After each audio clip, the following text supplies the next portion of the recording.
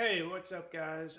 I just got done with a build yesterday, and I was just talking to the customer on the phone, and just kind of going over some things because there is a lot to go over, and we've had several emails back and forth. That's typically the way this goes, and then when the customer receives the gun, I don't go away, in case they have questions or whatever. But anyway, he was asking me, he's like, you think you could just put together a little video, you shooting it? And I was like, man, I'm about to leave town. I don't know when I'll have a chance to do it. He's like, oh, okay, fine.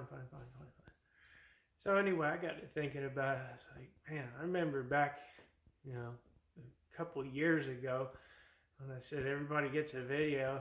And I kind of did that because um, thinking, the excitement that I first had when I got into this and just waiting and waiting. And he's a merchant marine, so he's not coming back for a couple of months. So I'm going to put this little video together for him. We're going to be going over some of the stuff that he asked about. So if it looks weird or sounds weird, that's because I'm talking to Brandon. All right, well, let's see what I put together for him. Don't mind the mess. Alrighty, I had you all ready to go. I usually wait to tape things up right before I ship them because I usually forget to put something in there. So what do we have? Yeah, this is about the UFA, the new style Ninja UFA, and how to rebuild it.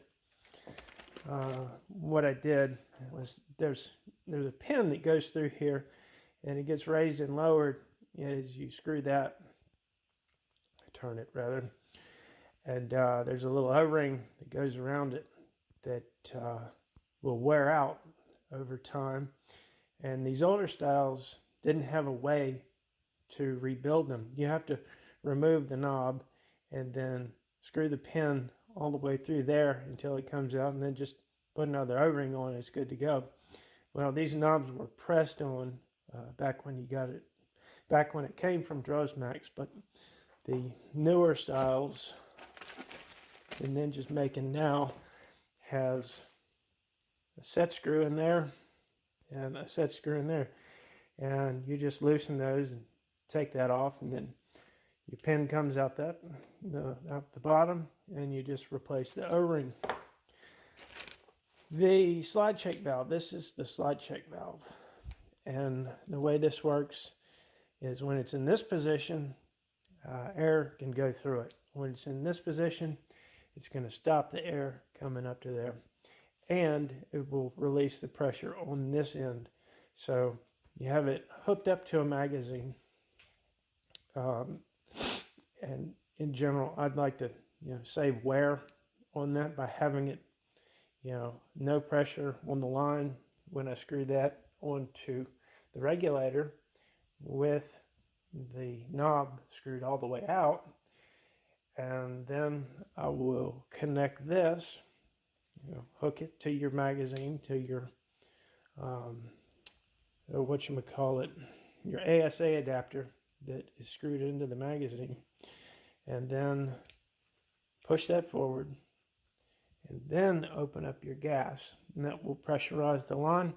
Depending on how much pressure you have coming out of your regulator, this hose twists a little bit.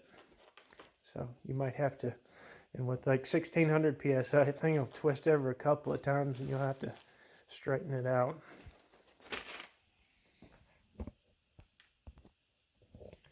So when you're done shooting, if you want to pause and refill the magazine, you don't mess with your regulator.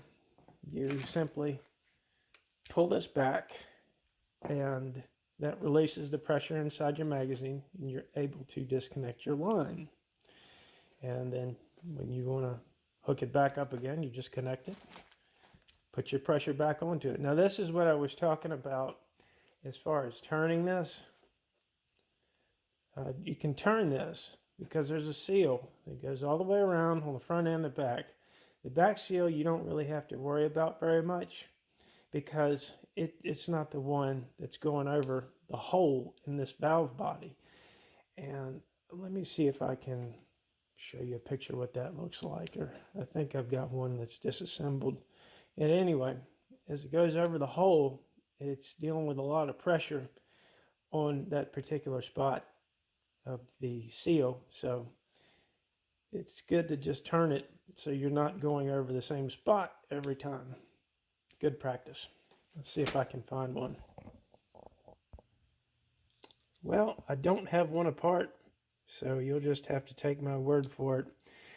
And the way that you rebuild one of these, when you do blow that seal, is you take this E-clip off. You have to unscrew your female Foster fitting from this end. Take the E-clip off, and then this collar just slides off. And you pick your O-ring seal out. They're the same size for a paintball tank regulator. And that just goes on there. Put a little bit of silicone grease. Silicone, nothing petroleum based. You don't want this to blow up on you, or potentially. And you just put it back together. Now, this side has a bevel on the inside. I'm not sure how well you're going to be able to see that, but this side does not. So the bevel side is the one that you want on the output side.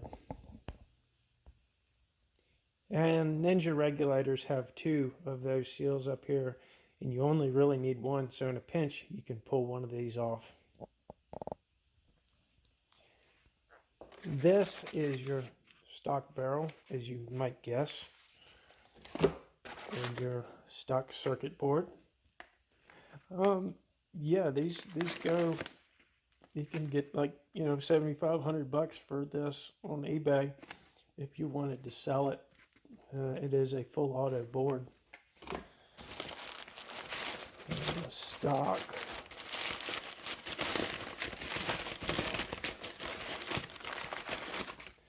This is that stock that I was telling you about that will allow for any size air bottle to be directly connected. Any size paintball bottle up to 90 cubic inches, that is. And here is your sight, and it does have the 2 thumb screws, so you can just pop that on there. When this came to me, I believe it was on. You're going to need a battery for it, and these are, I can't remember the name. I will put it right there. How about that?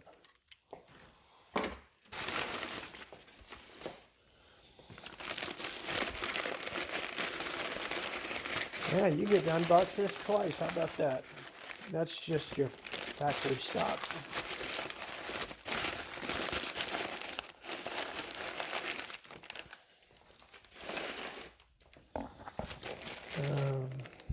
This goes... Oh, I was told that those are called swivels. Goes right in there.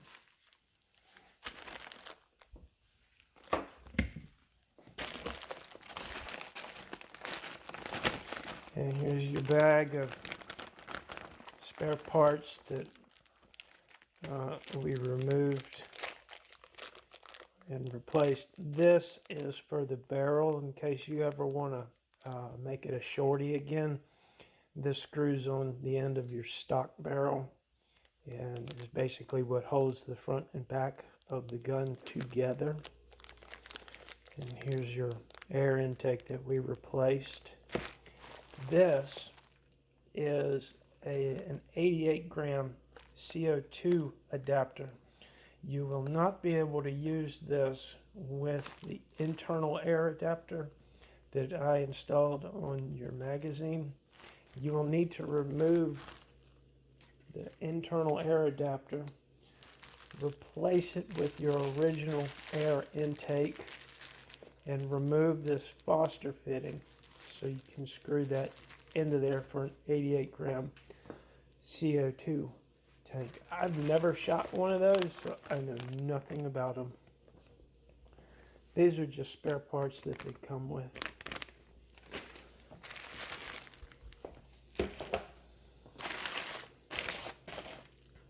And this is the valve seat that I needed to replace. This valve seat, it should work with your old valve, which is wherever it is. It's in that, there it is right there. It should work with your old valve, but if it doesn't work with the new one that you had, in case you wanted to run your old valve,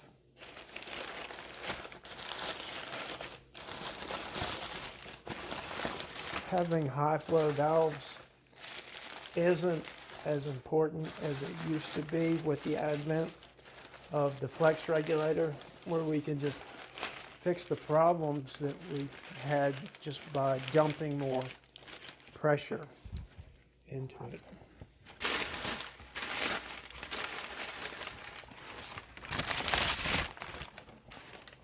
So here is your build with the rear rail, bottom rail rather, and that's the ASA adapter screwed into the internal adapter.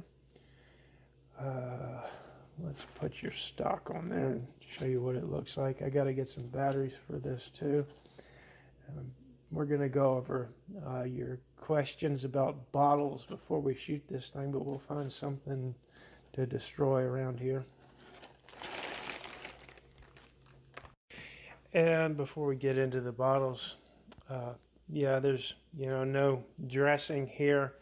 You can get a fake can for it. You can get a real can for it. You can get other things to go on the end of it. Some of them go back like that, and some of them go forward. You'll just have to contact Sapper Custom and see what he has available. And if you need me to help out with anything as far as translations on conveying to him what you're looking for, I'll be glad to help you with that. Now, this is a 68 4500, and this is the cat's ass for directly connecting with the flex regulator. When directly connecting, you have to fill your bottle on the magazine. So I don't know how many paintball shops will do that. Most of us have our own compressors. And you can also get your gauges right where you want them by doing this. You just screw it all the way on and then back it off until your gauges are where you want them. And then when you pressurize it, that's not going to move anywhere. This particular regulator is 1000 to 1700 psi. It is adjustable by turning this collar. You can do it pressurized. It comes with a wrench because it is quite stiff to do that when there's gas in there. I can do it with my bare hands. It's kind of painful, but you can do it. So you get an idea of how big a 68 is. And people are always asking me, well, how many shots can you get out of that? It just depends on what pressure you're using. I'd say probably 2, no matter what pressure you're using. 2 magazines, about 2,000 rounds. And of course you have adjustment there, and that allows for a 90 cubic inch bottle. Let me go get one of those just to show you. So here we have a 90 cubic inch bottle, and that would actually screw in about that far, and this style stock does allow for that. Like I say, it's quite cumbersome to use one like this, but you can do it. A lot of people, they get all freaked out about this bottle. I have been told it is perfectly fine to use. Ninja actually offered to fix this for free, but I didn't want to go without it um, at that time, so I just said to hell with it. This is a Cerakote coating. Unfortunately, they're not doing that anymore. I was told that they had problems with it flaking and doing this. I kind of think that's BS, but whatever. They're not offering it anymore. They do offer like a translucent colors. This would be your standard 90-4500, your super light. And they do have a super light 2. This bottle is a super light 2. It's actually a little bit lighter. I can't remember how much of a price difference or what the weight difference is between the super light and the super light 2. But there is a small price difference. For me, I don't run a 90 directly connected. I'll always have it in a backpack or a pouch. Man purses are great to keep these in. And so, a couple ounces, I'm not going to feel it down there. And I don't really care about it being pretty. Some of y'all know this, but I'm really focused on, function. Form for me is secondary. Now, this gap will close up if you push it in there a lot harder. There's no need for me to do that, but it will go all the way home. All right, I think that pretty well covers it. Let me see if I've got a 13 cubic inch bottle to show you about that. All right, I couldn't find one of the 13 3000s, but I was just going to say everything that we were talking about tethering is applicable to using a larger bottle. This is where you would connect it. And they don't come with these little buttons. These are extra. If you want one of these, go ahead and let me know. That just keeps air and dirt out of there. Let's see. So you would tether to your scuba tank, and the hose coming from your fill station, which is your fill whip, connects to here, and that continuously fills the bottle, and then you regulate the scuba tank with your paintball regulator. And this is the charger that I like. There are other 6-cell chargers on the market I've seen recently that I don't think they're quite as expensive as this one. This one's like $35. They offer this one with or without a car adapter that just plugs into your cigarette lighter. And that's where that plugs in. And you see the different size batteries that this will charge. It'll give you a little indicator of how full it is for each cell. It has a quick charge button right here that quick charges these two. It's only these two. It'll tell you what the charge rates are on the back of it. So 2 amps for the quick charge, 0.68 for regular slow charging. Another nice thing about this is if you have it full of batteries, you can use it for charging USB devices right there. I haven't ever used it for that, but it does work. I've tested it out. And that's the Luck V6 by eFest. I just get them on eBay. And the batteries, shouldn't have put them in there. They are eFest also. IMR 14500 700 milliamp, and I have removed the labels from them to prevent them from sticking in here. And to get that gumminess off when you get the label off, I use WD-40 and a rag and just keep rubbing it until it comes off. And this is the orientation that you want to have the batteries installed in. Very important. All three cells going down negative side first on the display side, and positive side first on the opposite side. And I've already told you, but I'll just go ahead and reinstate it for everybody else watching. If you get this mixed up, there is a sacrificial diode on the circuit board that will burn up and protect the rest of the circuit. If you do that, the circuit board can be repaired. If you can't do it, you can send it back to me to be repaired. Now this one has 4K board in it.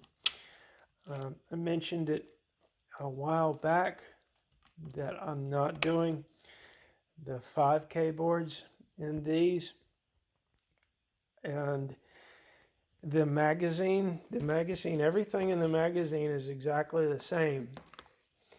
All you need is just the 5K board. I'm going to go ahead and unplug that so it doesn't wind the magazine out when I turn it on. I'll get into why I don't do that. Okay, now this first button is your burst. So if you want one shot every time you pull the trigger, you have it set on 1. It's a burst mode. You can do that all the way up to 10, and then that means full auto. This one is your 1, 2, 3, and 4,000 rounds a minute. Don't know how well you can see that display. Turn this light off. So that does that. And then your burst. So on and so on. And this last button is pulse. It starts at 4. And it goes all the way up to 12. Now, generally speaking, anything above 4 milliseconds is wasting air. It does get louder, but you don't get any more velocity. And above generally 4 or 5, on 4K, you start running into timing issues. I'm not sure if it's timing issues or if it's pressure issues, the amount of air or volume of air issues. I'm not really sure what it is, but since this one has a high flow valve in it, 4 is probably going to be the maximum you're going to be able to use. You can try 5 if you go up, all the way to 12. It's not going to hurt anything. It just won't run right at extreme fire rates. And if you mess around with your pressure, like if you were to decrease it, you could increase this number. It's weird. I don't really know exactly why. And if it had a stock valve in there, you could increase it, but you wouldn't be putting as much air in it. This is milliseconds. That's what it represents. Milliseconds of how long the board is putting juice to the solenoid to open the valve. So it's not really exactly how long the valve is open, it's just how long electricity is being supplied to the solenoid to open the valve. Now, with the 5K boards, we have half milliseconds, and they go a lot lower than 4. And a half a millisecond can make a really big difference when you get up into the higher fire rates, like 3, 4, 5, around in there. And especially when you go all the way up to 8. generally speaking, you have to decrease your pulse as you go higher. And at 8,000 rounds a minute, we're way down to like 2.5. That's one of the reasons that I don't really do the 8K anymore, because you just don't have the same amount of power that you would around 4 or 5. But half milliseconds, that is a big improvement over the 4K board. And you have a lot of different fire rates. I've gone over it before, but the reason that we have 1, 2, 3, and 4 is when I was first starting out trying to get to 4K, right after I'd gotten 2K to work, we went to 4K, and Sergey just took the 2K board and added more fire settings to what was already there, and we ended up with, I believe it was 15 fire rates. And yeah, I'm back there all day long for days on end, working on trying to get the thing to work. And I would hit this button, I'd get in a hurry, and I'd hit it one too many times, and I'd have to hit it 15 more times, and then I hit it again. If I wasn't, it wouldn't have been a big deal if I wasn't pulling my hair out for so many other things. But I just said, hey, Sergey, can you simplify it and just give me 1, 2, 3, and 4,000 rounds a minute? And we kind of just stuck with that. You can get them to put different fire rates on there, like, all the lower fire rates. Some people like the lower fire rates. And this is what I do for the Blackbird. And I think it's kind of a more tactical way to do it, because, if you're hitting this button, you have 1, 2, 3, and 4,000 rounds a minute.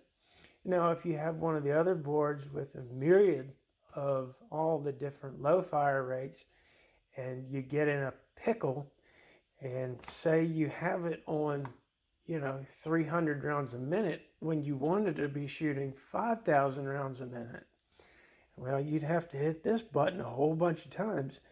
Now, if you had this board, you've got 4 options: 1, 2, 3, and 4,000 rounds a minute. It's not really going to make that big of a difference if you're on 1,000 and you intended to be on 4,000 and you need to have this thing work for you. So that's why we did that. The burst rate is the same for all the boards. The other reason that I don't put the 5K boards in these is because I don't want this to be competing with Freebird. It just gives Freebird a little leg up. The other thing about the pulse is this board, okay, it's on a pulse of 9 for, 1,000. Okay, let's switch over to 3. It's still on a pulse of 9. Okay, let's change the pulse to 12. And let's go to 4. See, it's still on 12. The 5K board allows you to program in the pulse in half millisecond increments instead of full millisecond increments, and it will remember the specific pulse rate that you programmed for each fire rate. And you can really dial it in, and that way all you do is hit this button and go to the fire rate you want, and it'll remember your specific pulse rate, which, by the way, I keep reiterating this. It's very important because it can run a whole lot better on a half a millisecond than it could next to the whole millisecond on either side of it. It's really wild.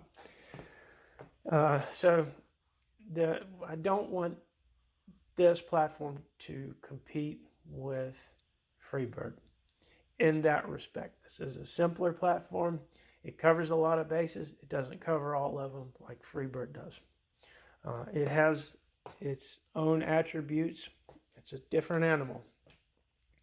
The other reason is Sergey has gotten in a bind. I'll just tell you, I loaned him some money so he could pay taxes on his property. And he's been slowly trying to pay me back in boards. Well, I got swamped in boards, so I wasn't buying any from him, and they're a main source of his income. So he's really feeling it now, guys. So if you want a 5K board, or an 8K board for that matter, motor, I use a different motor for the 8K board, but if you want to do that and help us out, and you have a 4K build already, just email Sergey and tell him that you want a 5K SPS board. Then it's as simple as swapping the board out and going to town. Now, you're going to have to do that yourself. So if you want it, you're going to have to work for it a little bit. And I always encourage people to work on these themselves, because the more information you know about it, the more fun you're going to get out of it. All right, that was long-winded. Let's find something to destroy. What do you think, guys? Is it time to initiate the Civil War? Well, I found this coffee can, and I just put a bunch of the backstop material in it. We'll see what that does. Well, looks like you're going to get to see the inside of one of these anyway. Yeah, I can hear you now. Just shoot the thing. Just shoot the thing. I want to show you this. See how it's milky in spots? That is what I believe is nitrogen bubbles in there from this being left compressed. Generally speaking, you can leave them compressed at 1,000 psi or below. This one's been compressed at about 1,200 psi for a long time. And that's just because I don't want to lose all the air in my line. So I'll just shut this off and then shut the cylinder off. And if this goes while I'm away, I just lose the air in the line and my seal. Now here you can see the one on the left is the one that just came out of it, and the one on the right, you see how much wider that one is? I wanted to show you this to kind of drive home that just because it's holding pressure 1 minute doesn't mean that it's not doing damage to the seals. That's why I don't recommend leaving them charged, because it just wreaks havoc with your valve seal. And I think one more thing, hopefully this is the last thing before we get back to business, is that they don't work. Regular telephone tape does not work very well at all to seal these up. This gas line tape, it's a good bit thicker. All you need is 2 wraps in the direction of your threads, and that's all you need. You can see me putting it on. These are right-handed threads, so that's the way I'm putting it on. And you can see on the second time it comes around, you just cut it at the overlap so you get 2 wraps on it. And I do cut this tape in half just so I get it on only the threads. Yeah, all right, Brandon. Sorry to the rest of you guys, but I did remember we talked about compressors, so I'm going to talk a little bit about that. These are Young-Hang compressors. They're, pretty small. They're actually very small for what they do. They do a great job. I just don't use them very much anymore, because when I was needing them, working on getting things to work like 4,000 rounds a minute, I was going through so much air, and it wasn't anything for me to go through 4 90 cubic inch cylinders in a day, and that really is quite taxing on these little machines. Both of them still work. It's just they got to the point where I was having to repair them more and more and more, so I just went to nitrogen. They have these basically in 2 models. One of them is an auto shut off. They're a little bit more expensive. I didn't go for the auto shut off because I didn't think that this is something that I would want to leave the room while it was working in case something went sideways. But the auto shut-offs, you set a gauge to turn off at whatever PSI, 3000, 4500, whatever you want, and it automatically shuts off. Yada, yada, yada. I've got a few other videos on these if you want to check those out, but I'll show you about the scuba tanks. All right, here's my 3000 PSI scuba tank, and yeah, it hadn't been used in a while, but this is the fill station that you'll use on this type. And these aren't very expensive. You can find it for like 25 bucks on eBay, something like that. They do come with, I imagine that they come with different ends. I think the female Foster fitting is probably the most common, and I can't remember why I had to get this. I think it was for tethering. We'll figure that out in just a second, but I'll show you a fill whip. These are our fill whips, braided stainless and a coil hose. Now these fill whips have about a 1/4 inch. No, it's not a 1/4 inch, but it's pretty wide. It gives you a lot of flow. And the micro bore hoses won't. These are fine. These are actually preferred for filling bottles. But if you're shooting off something, you don't want to be shooting off of a micro bore hose because it just won't give you the flow. You're gonna work more than likely, but it just won't have the airflow to give you a lot of velocity. So male and female ends on your fill whips for connecting to your fill station. Yeah, that's why. Yeah, I needed it for. Whoa, that doesn't want to stay in.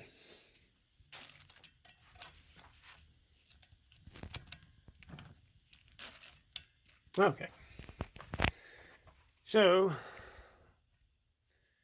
as I remember, it's hard to find male Foster fittings to screw in there. I could be mistaken about that, but some weird thing where I had to have that male to male.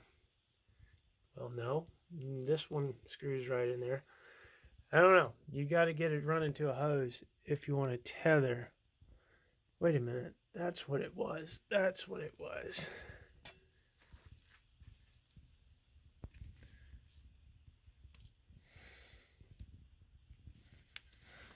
Bear with me. Now, without the adapter,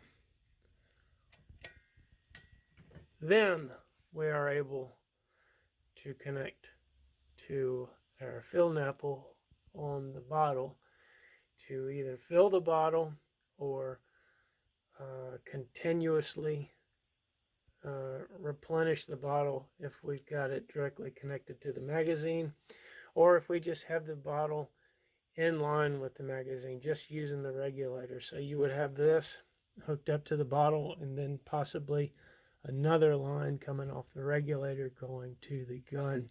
Fill whips should be a minimum of 5,000 PSI rated because your tank is not regulated. Now, for a 4,500 PSI tank, you're going to need a different fill station. And if I'm not mistaken, that is what this is because it has a different fitting. If somebody let me know if I'm right about this, if that's indeed what this is. Alrighty. Yeah, this is what I went to instead of the small pumps. It's 6,000 PSI nitrogen on demand. And I was going through 2 of these a year. And I've gotten to where I think I can do it on 1. But this regulator is a purging regulator, something like that. And I've got it going to a bleeder valve to a grease hose.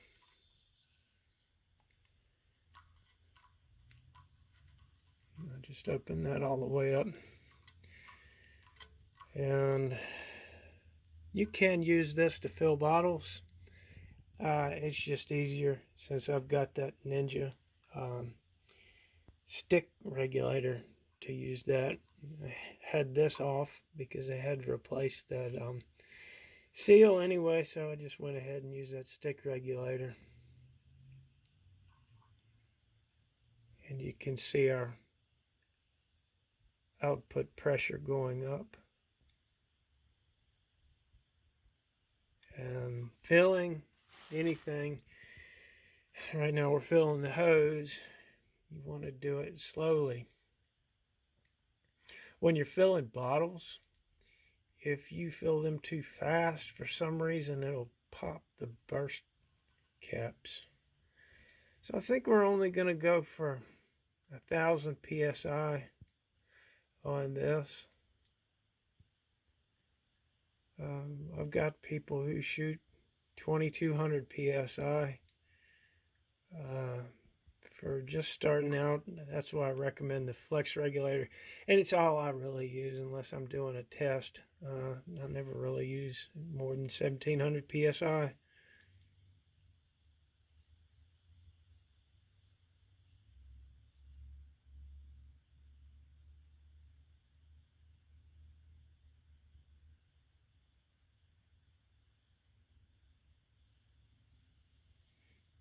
It's close enough. It'll bleed up a little past there, but 1,000 more or less. Now what I'm gonna do is put you on that bucket and give you a good view of that.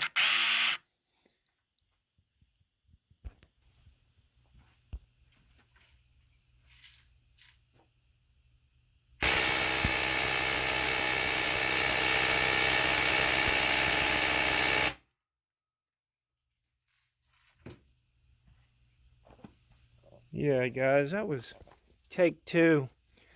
This is the next day. I'll probably make another video about what happened, but that's why there were a few holes in it. It's working good now. Later.